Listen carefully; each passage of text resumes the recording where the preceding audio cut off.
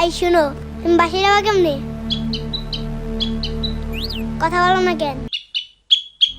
Late করে বাসায় গেলে তোমার আম্মু কিছু বলে না? আম্মু, আমার একবার মাহাদির বাসা থেকে আসতে লেট হয়েছিল, এই জন্য আমার আম্মু আমার দৌড়ান দিয়েছিল, কিন্তু আমি দৌড় দেই নাই।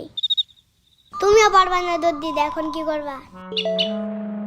কোন জায়গা থেকে উঠে নিছিলা? হ্যাঁ, এত পাকনামি কেন করো? ছোট মানুষের মতো থাকতে পারো না?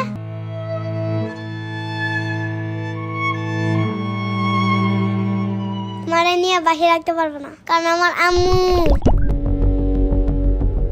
না আম্মু, না আম্মু এইটা, এই যে, না না এইটা কই পাও এগুলো তুমি? শুনো, তুমি কি বিড়ালের সাথে থাকতে পারো? দেখো, আর কিছু করানো নাই।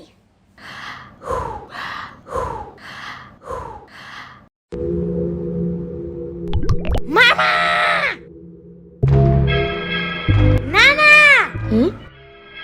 তোমার বাসায় আসলেই সবাই ঘুমায় কেন? না না ঘুমাই না তো। বাকি সবাই ঘুমায় কেন? বোরিং লাগে না আমার? কি করবো এখন?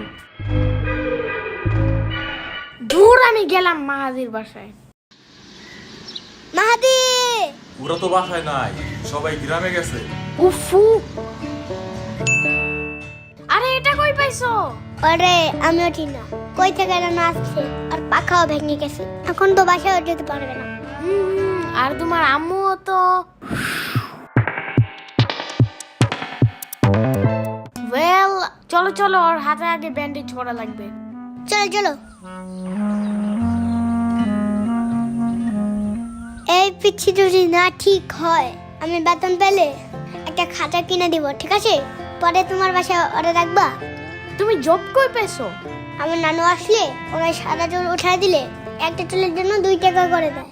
হ্যাঁ, একদিন 15টা উঠায় দিছিলাম, পরে আমারে বোনাস দিছে পুরো 50 টাকা।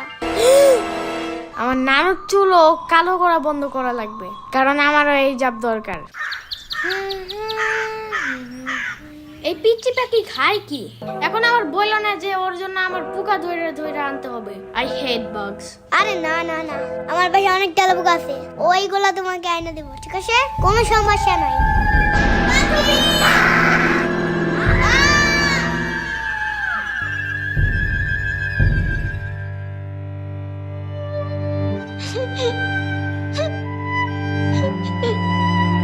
সমস্যা নাই, চুপ করো চুপ করো।